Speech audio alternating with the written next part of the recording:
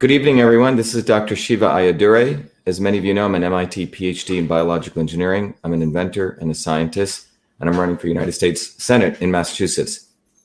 Today, we're going to have an interesting discussion that I put forward out there, and it's really about what does it mean to be a human being and what does it mean to be a robot? And we're going to have two-part session tonight. The first session, we're going to talk about, number one, why I'm running for Senate, how it integrates into this question, and I'm going to educate you on what is a system. So I'll wait for people to join. And for those of you out in Instagram world, welcome. And those of you in Facebook and Periscope and Twitter and YouTube, welcome. And those of you, I know many of you are coming from all over the world. If you're in other parts of the world, Australia and India and Europe and Germany, etc., it's great to have you. But this is a question that I've been very, very interested in for a long part of my time. It's a very interesting question because it's also a deeply spiritual question.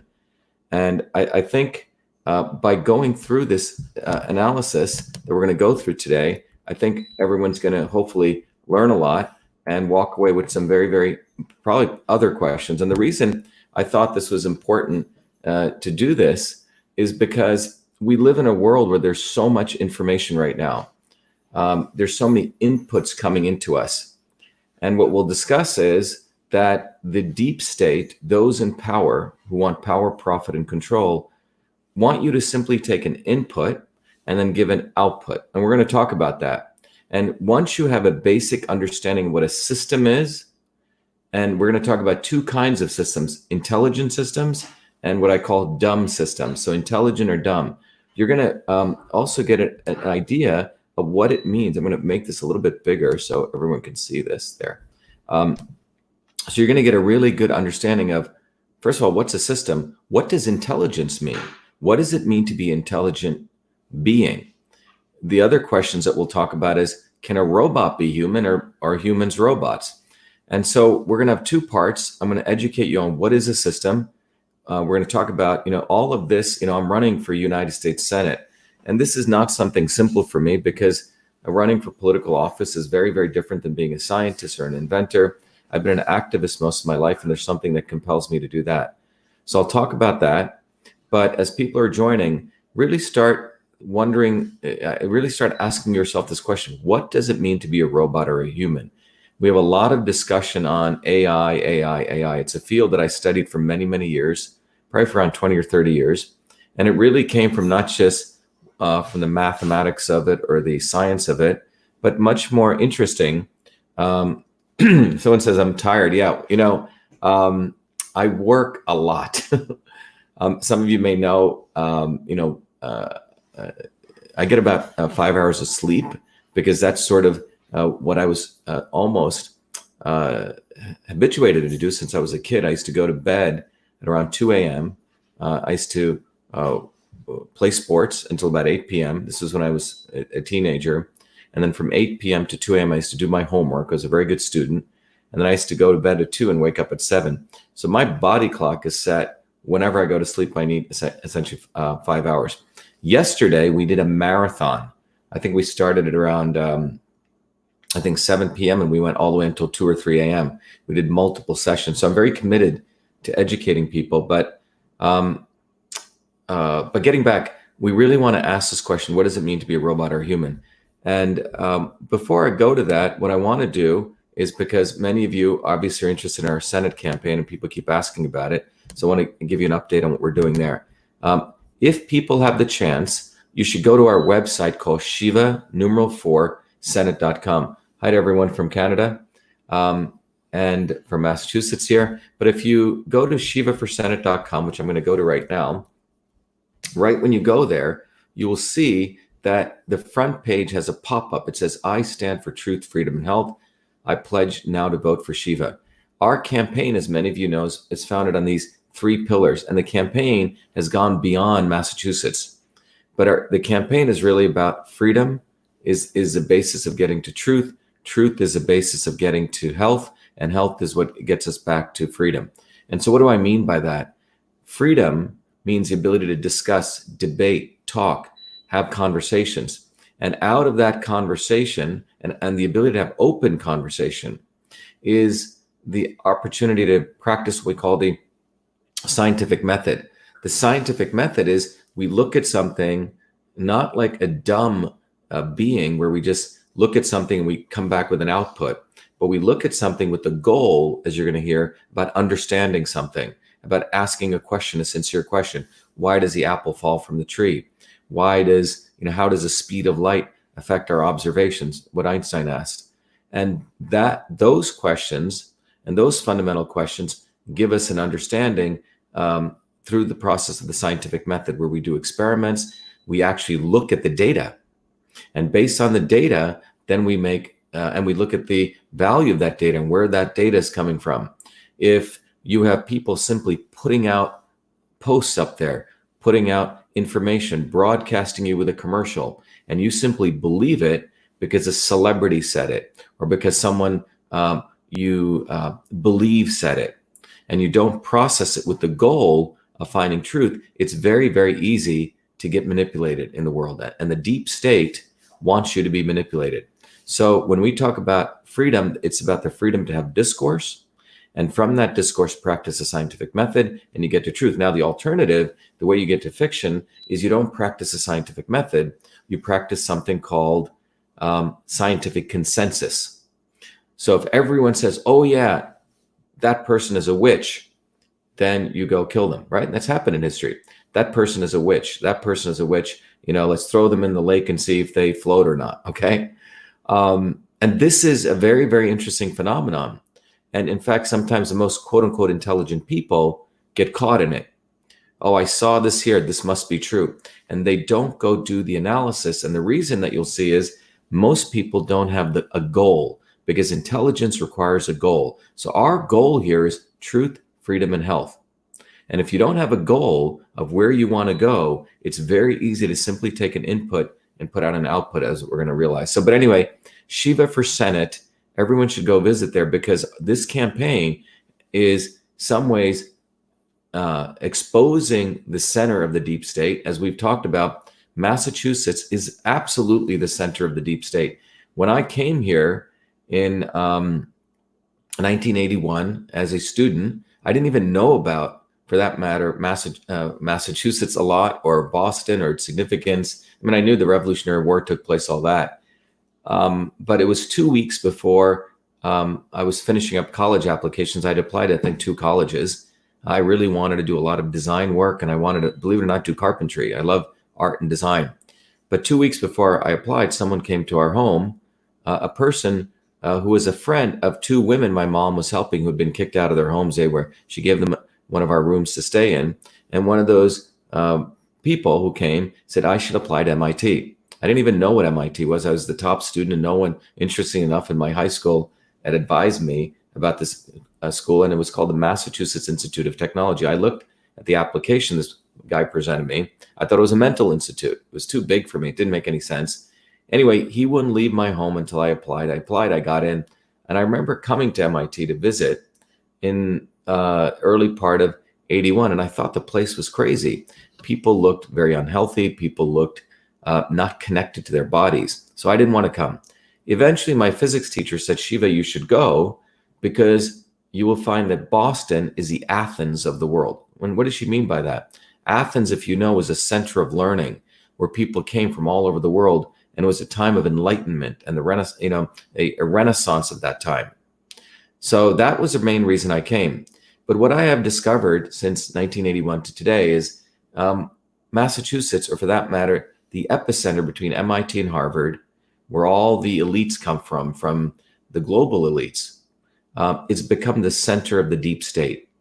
And my running for United States Senate in Massachusetts, from a kid who came from nothing, the working class kid, learned all this stuff, is really about recognizing that we have an opportunity to return to a point, to head into a point of enlightenment, which is a golden age, or to go to the dark age. And what I will share with you tonight is that if all of you can understand the purpose of why I'm running for Senate, and 2, what is a system, and the fundamentals of how systems operate, those of you listening can have a huge opportunity to expand your sense of what it means to be a human being. And that's what our campaign's about. But if people go to shivaforsenate.com, just some very basic sort of homework assignments, if you go there, there's a pledge form called I Pledge to Vote for Shiva. We have about less than 120 days until what we call the primary election. We want people to go there now. So if you are anywhere in the world, and you know people in Massachusetts, only Massachusetts residents can vote, tell them to go to Shiva for Senate. And if they click on this form, it'll literally take them to a page where they can sign up to vote for Shiva. So it says, yes, I stand for truth. They give their party affiliation. I am running as a candidate under the Republican Party. I do not care for either party. Last time when I ran, they kept me off the ballot. Again, this is what the deep state does. They don't want outsiders. They don't want human beings. They want robots. So people can go here and basically pledge to vote for me now. And there's first name, last name, etc. If they are not in the Republican Party, basically in Massachusetts, you can be a Republican or an independent to vote in the primary for the Republican. If you are a Democrat, which you go here, we're encouraging people to switch their party enrollment to unenrolled, which means an independent. So and then you can vote for me in the primary. But anyway, that's one of the first things everyone should do. And then if we go to the home page, which will be the core of what we're going to talk about today, is that our campaign is really about truth, freedom, and health, as I mentioned. Without truth, as I've shared over and over again, you can't get to freedom. And without freedom, we can't get to health. Without truth, you can't get to health. So with freedom, we get to truth. With truth, we get to health. And with health, we can strengthen our ability to fight for freedom.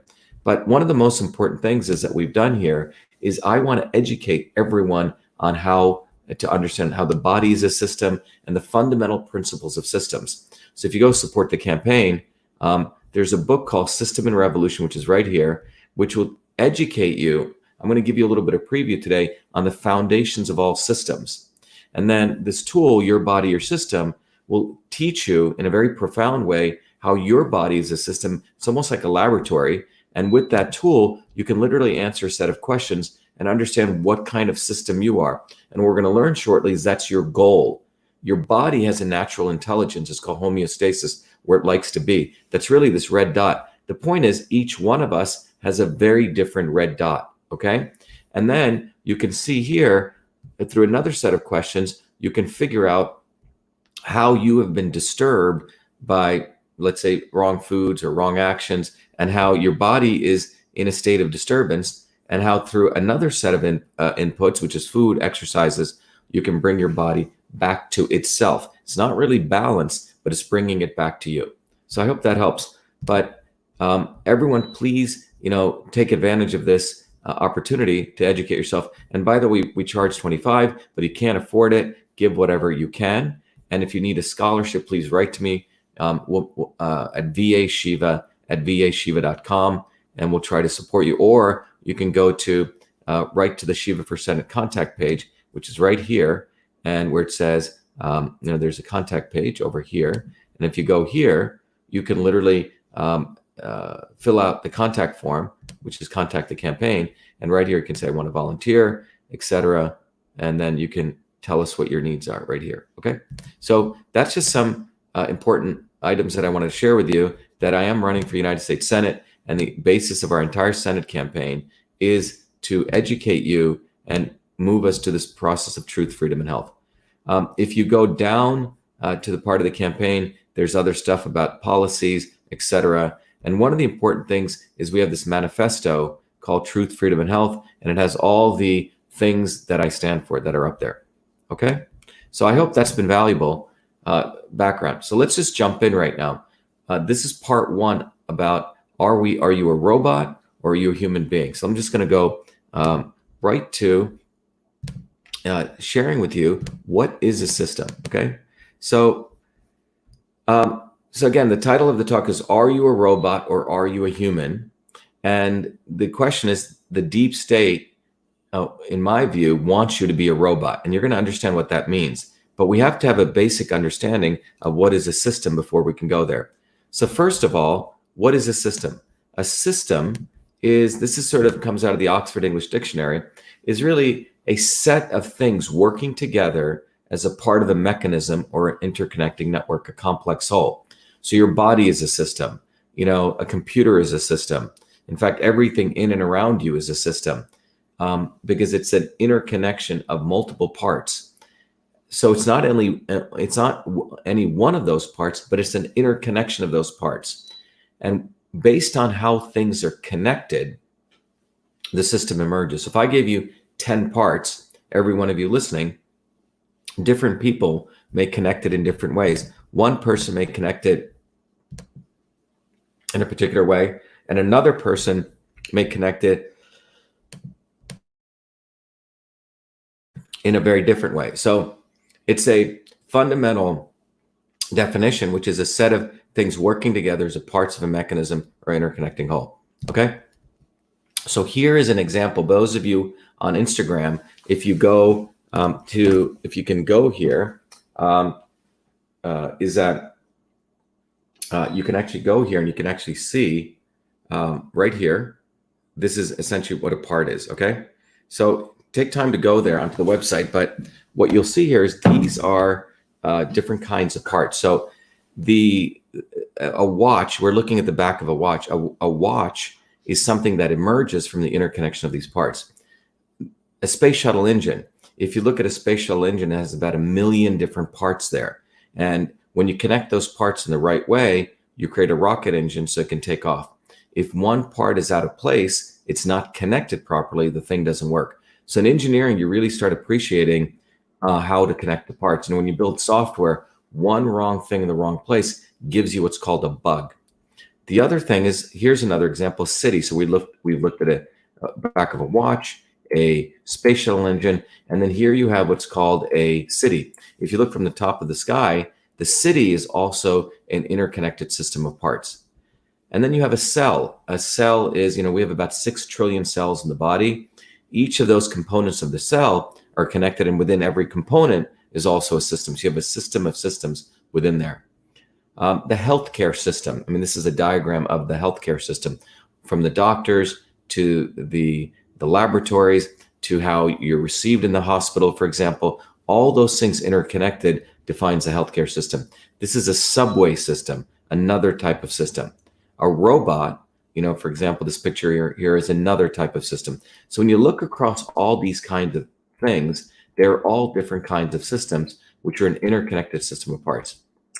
So the question is, what do all systems have in common? That's the fundamental question. So if you think about all these different kinds of systems, are there something that they have in common? So what do you guys think? Do all systems have something in common? That's the question. So, because if we can understand the commonality of all those systems, we don't have to go learn each system separately. So what are the commonalities of all those kinds of systems? So let's look at that. So if you go to that, we say, first of all, what I'm going to share with you is stuff that comes out of what's called general systems theory and control systems theory. But it's basically, imagine you'd have to go probably about 4 years to get this. I'm going to congeal it in the next around 10, 15 minutes before we go into the next session. So all systems have 5 elements. First of all, a system has an input. The second thing is system has an output. Sounds very simple. It's going to get a little more interesting, but if you can understand this, it's quite profound. The systems have an input and an output. And one of the features of a system is transport, which means transport, you send something in, but it's a phenomenon of transporting information, matter, or energy. Transport of things, information, matter, and energy. This is an example of transport, something moving through the air. This is an example of transport, the transport of information at the cellular level. One of the things is people have asked about, for example, how do electromagnetic waves affect things? Well, they're a different kind of input which can perturb certain of these waves that are going on within you. The other piece of a system is conversion. An input comes in, it's transported, your body converts it to give an output. So for example, a solar cell takes in the sun's light and then it converts it into energy, electrical energy. A diesel generator, in my building, we have a diesel generator. It takes fuel and it converts it into a mechanical rotation, which powers, runs a generator. Finally, you have storage or structure. Systems are encased in something. This is quite Interesting. So you have the input and the output, the transport of information, matter, and energy, conversion of one information form to another or matter. You eat an apple, your body, your gut converts that to nutrients. But all of this cannot occur without what we call storage. It's encased in something. It's within something. So that's the storage aspect. So for example, you're making a big bowl of oatmeal at home. The pot is the thing that stores it. A battery stores energy. So those are the basics, okay? Very, very simple. You have an input and an output.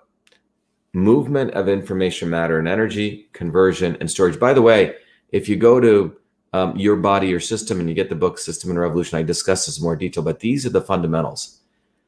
Now, so if you think about it, all systems, this is another way of looking at it, have an input, transport, the outer is the storage, and then the conversion. So what is a dumb system? Okay, it's called an open or a dumb system. So now we're going to really define, in some ways, what is intelligence. So what I'm going to share with you is there's two kinds of systems: an open or a dumb system, something that just gets information, watches an ad on TV, or watches something and then puts something out, watches someone put up some piece of information and frankly just repeats it like a parrot, doesn't think. Now, the deep state wants you to be what's called a dumb system. Input, output, input, output, input, output, okay?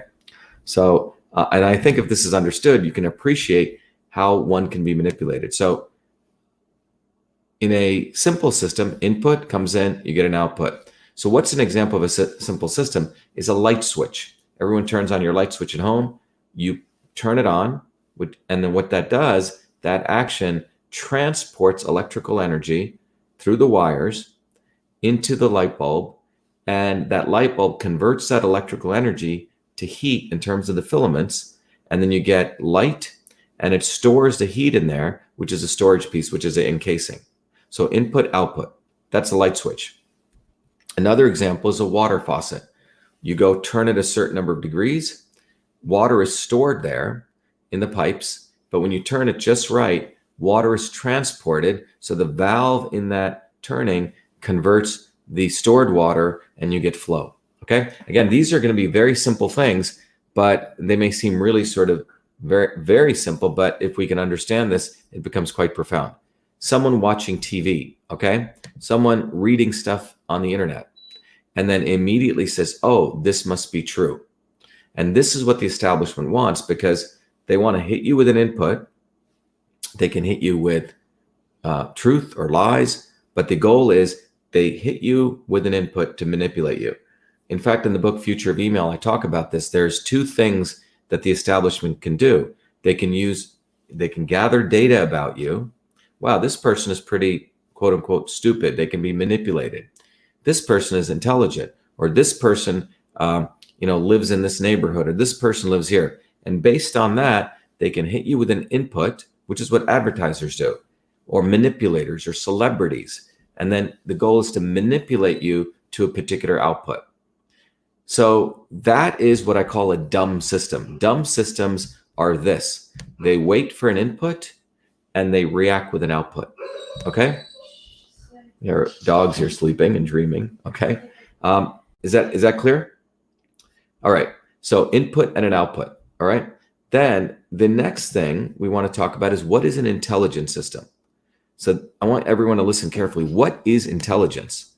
So if we can understand the difference between an intelligent system and a dumb system, you're going to get, in the next few minutes here, tremendous amount of knowledge to really decide if you even want to enter an argument with somebody. You see? Because what you'll find is there are three types of people in the world. And this is something that was done by the work of Price Pritchett, a great organizational theorist. One group of people are resistors. You're never going to change them. They're sort of dumb systems. They've already made up their mind. They do not want to be open to anything. The next set of people are people who are constantly questioning the world. They have a goal, which could be truth, freedom, or health, or they have a goal, which is truth or freedom. And based on that goal, they want to bring in inputs and understand and process. That's called an intelligent system. And then we've talked, so you have, on the one hand, the establishment, which wants to create a bunch of dumb people, You have other people want to be awakened and enlightened to understand what the truth is.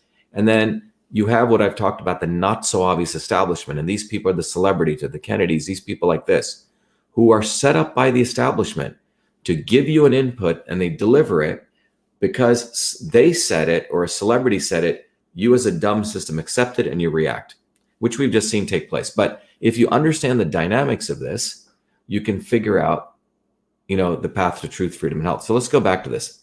So if you think about it, here is the dumb system, okay? This is the dumb system, gets an input and gives an output. What does intelligence mean? Now, to be an intelligent system, there are 4 other elements that an intelligent system has. A dumb system simply has an input, transport, conversion, storage. It takes in something, moves it through itself, converts it, and you get an output. And that's the dumb system. But an intelligent system, this is probably the most profound thing that I've realized, has a goal, okay? An intelligent system has a goal. So think about that.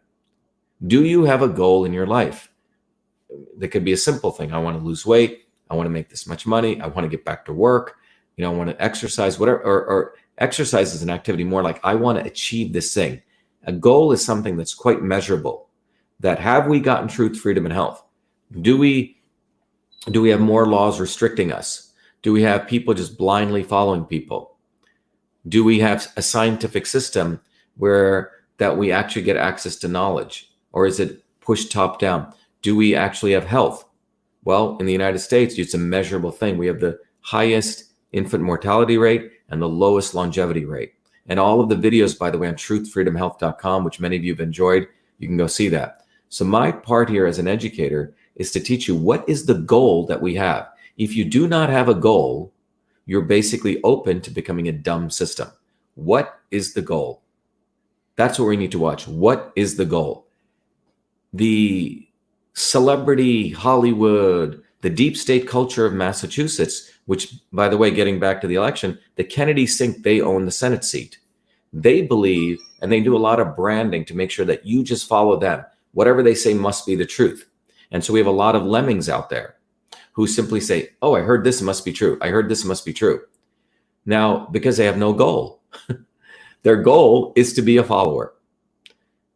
In my view, we don't need followers. We need leaders. And to be a leader is when you start thinking. So getting back to this, the most important thing is an intelligent system has a goal. What is the goal? Okay. In our case, the broader goal that we've established for the campaign is truth, freedom, and health. Truth, freedom, and health, which are measurable goals. The other goal could be a goal that you want something in life, but you have to have a goal because that goal will determine are you headed to it or not. So that's number one. The second aspect of a system is a sensor. Now listen very carefully. A sensor is something that takes the actual output, where you're actually at. So you're saying, okay, take this simple case of you're, 200 pounds, and you want to get down to 180, okay? The goal is to get to 180 pounds. The sensor is a scale that you weigh yourself on. You go, wow, I'm 200 pounds.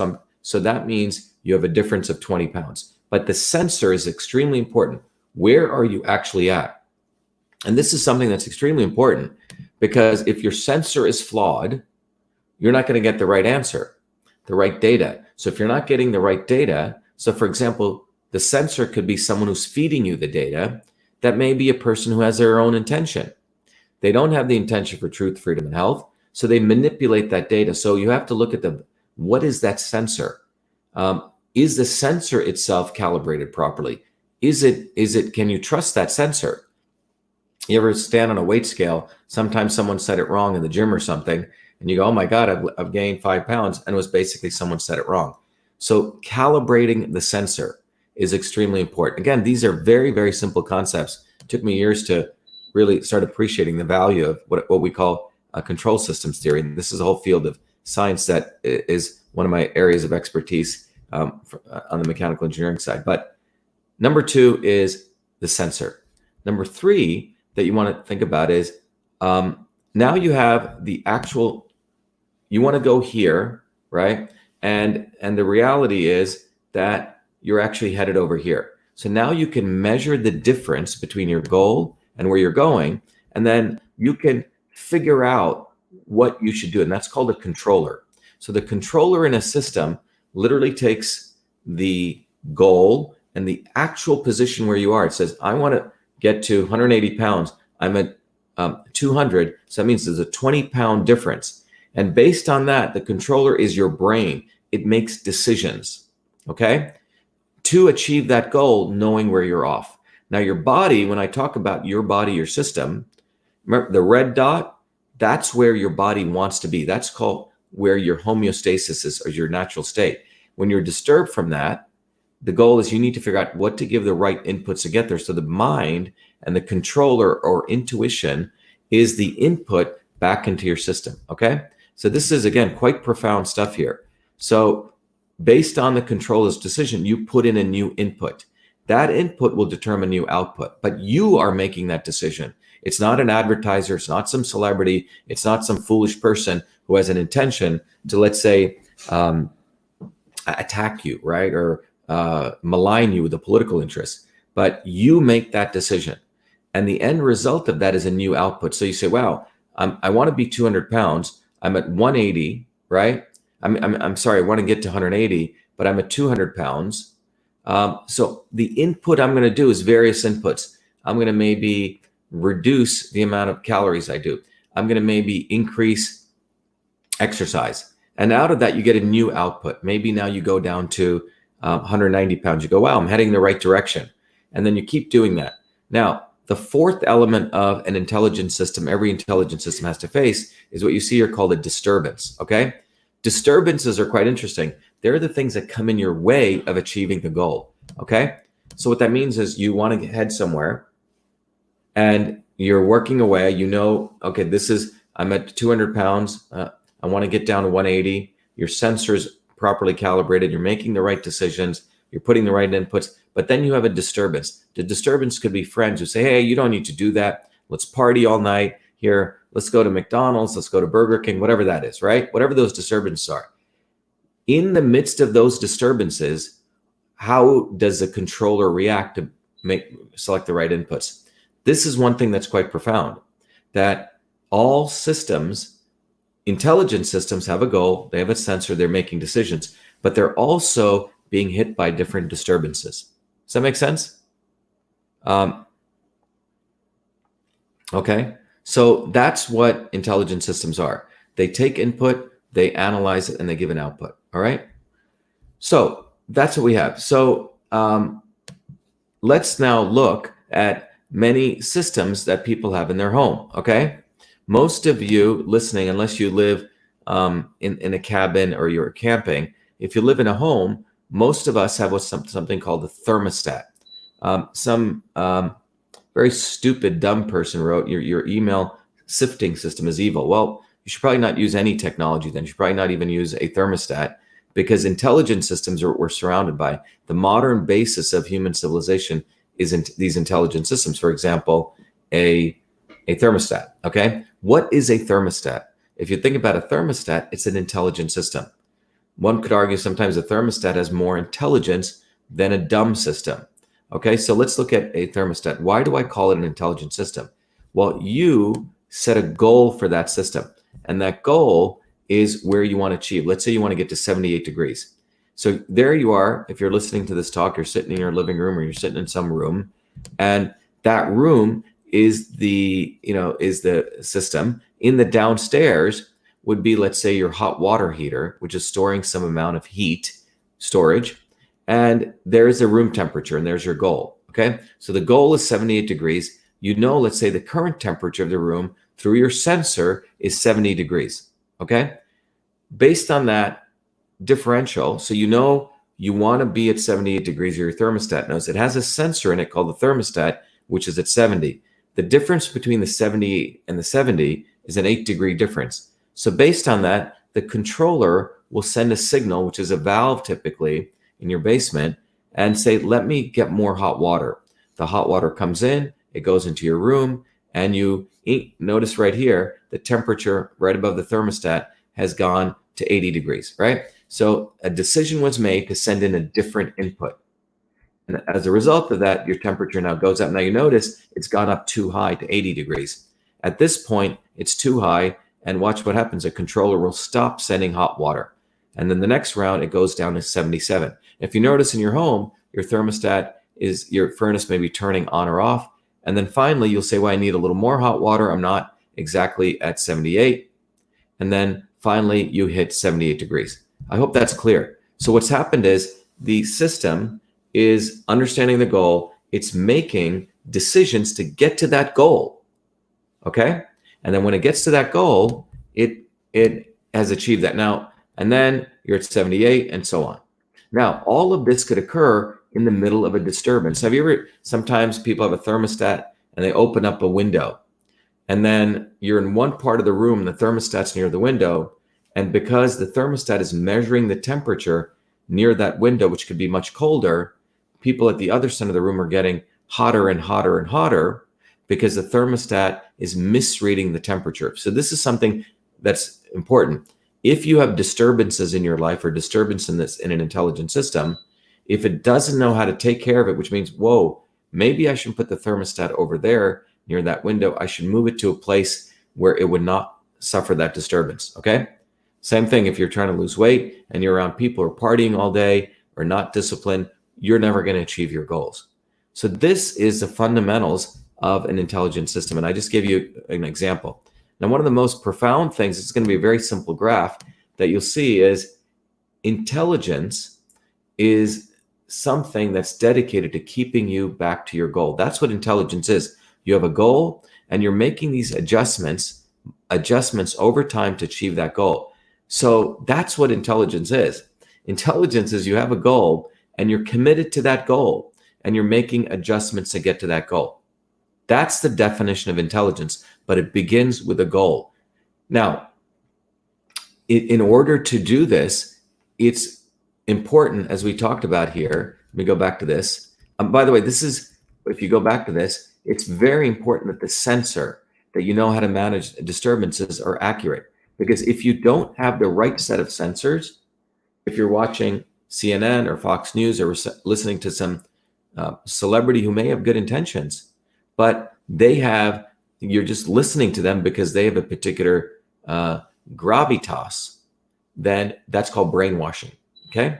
So, but the key thing that I wanted to share here is what you notice is you have a goal, which is a green line, and you're never exactly on your goal. So sometimes people beat themselves up. Oh, I went out and I exercised. I didn't lose 20 pounds overnight. Or I did this and I didn't graduate from that program. This is where commitment comes in. So the real sense of intelligence is you're committing to the goal and you're willing to make those adjustments over time. So a simple way of looking at this, and you'll get to appreciate this graph, which is what I tweeted out, is that this is the foundations of what I call a dumb system.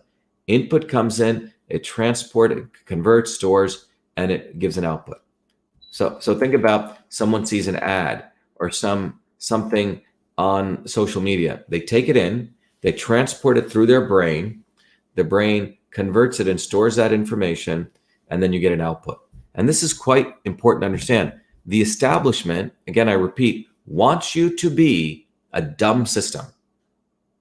And people in the highest parts of the CIA disinformation know this. They want to make you a very, very dumb system. They want you to take an input and put out an output. So the real question comes in, do you want to be a dumb system or do you want to be a smart system? That's what it comes down to. Do you want to be a dumb system or do you want to be a smart system? Intelligent systems, again, have a goal. So the other diagram is this. You have a goal, you have sensors, you have a controller, which is your mind. It makes decisions in the midst of disturbances. So this is a dumb system and this is an intelligent system. So if you're dealing with arguments with people, some people you can't really argue with them because they already have a particular, they don't have a goal. They're willing to just take an input and put out an output, take an input, put out an output. So that's one of the most important things that you want to take away. Now, in closing, what I want to say is, let me go back here. So one of the things is, in fact, one of the main things to recognize is that the intelligence systems around you, in and all around you, are dedicated to finding truth. In our case, truth, freedom, and health. The dumb systems are just sitting there waiting to take an input and give out an output. As I've shared before, one of the reasons that after I finished my PhD, I went back to India because I wanted to interconnect Eastern and Western systems. So this is what I learned, in the MIT world, right, of biological engineering. This is their view of the world. So in the world of systems biology or biological engineering, you understand genes and proteins, etc. But in the world of Indian systems of medicine, it's very different. You have Purusha and Prakriti. If you study Ayurveda, or if you study Chinese medicine, which I've been fortunate to be able to also study, those systems are very different. They use a very different language set. And the goal was, could you connect these two worlds? Could you integrate our understanding of biological systems from the West with Eastern systems? And that resulted in me, and this is back in 2007, I won a Fulbright scholarship to go back to India. And the goal was, my goal was, and MIT didn't understand why, after all my degrees, after creating all these companies, why would I want to take 2 years off and not do anything and go and actually understand systems of Indian medicine? And my intention was, could you really understand how was it my grandmother was able to look at someone and heal them? Because clearly there's something going on in these traditional systems of medicine. So that resulted in me realizing that, in fact, the Indian system of medicine was not a system of medicine. It was actually a system to understand the body as a dumb system or as a intelligent system. So many of you may have heard the words like karma and karma, or some of you, if you've studied Indian system, may have heard the words vata, pitta, kapha. It turns out karma, if you really look at the definition, it means action, input. What action are you willing to take?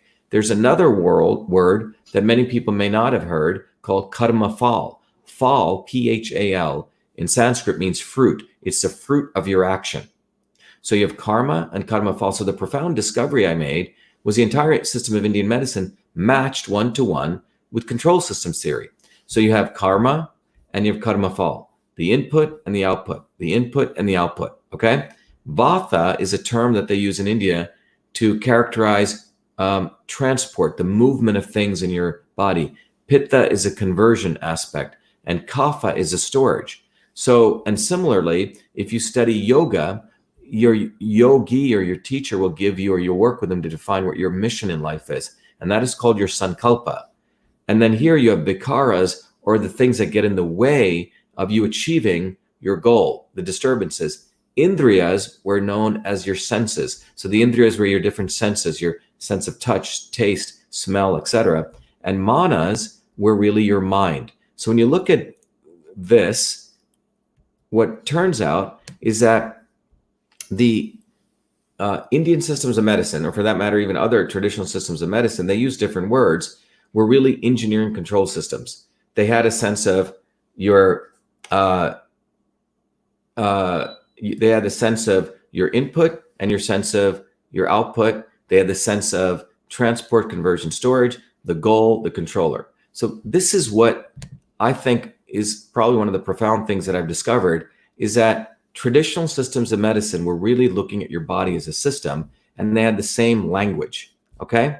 So I want to really emphasize that we're really realizing is, I've shared with you something that took me many, many years to realize, that if you can really understand these concepts that I've shared with you, you'll realize that you can really start distinguishing, which we're going to get to in the next session. I'm going to eat dinner, and I'm going to go over something that I did that people say, many of my friends have said, this is probably the best lecture you ever gave. And it's really going to talk about what it means to be a human being. But I wanted to give you this background. With this background, you'll appreciate the next part 2 that we're going to go into. But this is what you see. And by the way, I wrote this up in a paper called the Controlled Systems Engineering Foundation. And this paper is the basis of understanding what is a system, what makes you different, meaning an intelligent system and a dumb system. And that's why, if people remember, my entire goal of this campaign, as I've shared with you over and over and over again, is to teach people what is a system, what are the fundamentals of intelligence, and how do we actually achieve truth, freedom, and health? Because without that, a lot of this really doesn't matter, okay? So if people, again, go to shivaforsenate.com, you'll see right on that page that what we've done is give everyone the opportunity, if they support the campaign, whatever they can, to really take advantage of System and Revolution and learn these tools, which is your body, your system. So now going back to this, my position is that your body also has a particular goal. It knows where it wants to be right here. That's why we call this Be Happy, Be You. But the goal is, most of us have forgotten what our goal is. We don't even know where our body's center point is. And the goal is, by going through this process, you understand what the goal is for your body. And what's cool about the body is actually knows where it wants to be. And if we distract it, it doesn't, by a disturbance, which takes us, in this case, to this black dot. And with the right inputs, we can come back home to ourselves. So that is sort of the fundamentals here. And so again, anyone who's outside of the country, you can go to yourbodyyoursystem.com and take advantage of what we have there, the tools, the book. Anyone in the United States, go to shivaforsenate.com, support the campaign, and learn this knowledge. It's 10:50.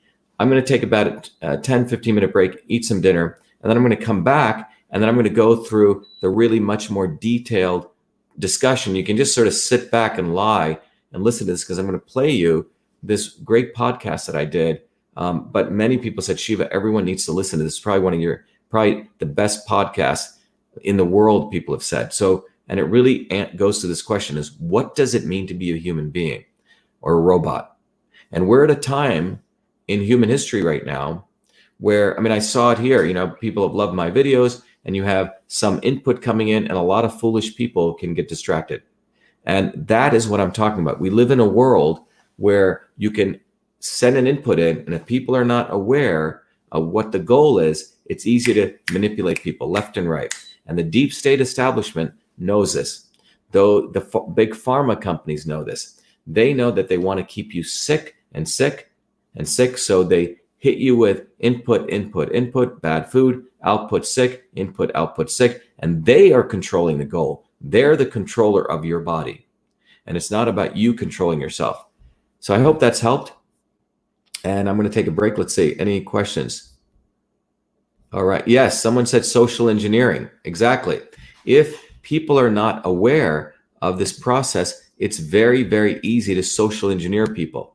This is probably one of the most important things that people need to understand.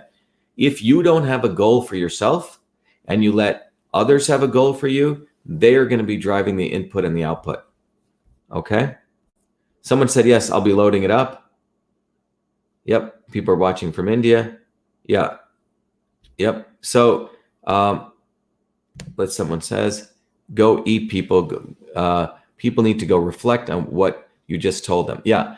I can't tell you that what I've just shared with you, it may seem really simple, but if you can really reflect on this, it is going to lead to your own liberation. It is going to lead to your profound understanding of what it means to be a human being.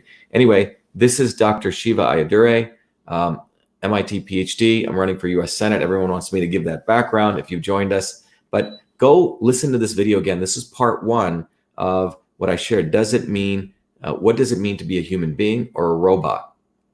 And in the next discussion coming up, which is a long one, I think you're really going to start appreciating where we are living in now, and what does artificial intelligence mean?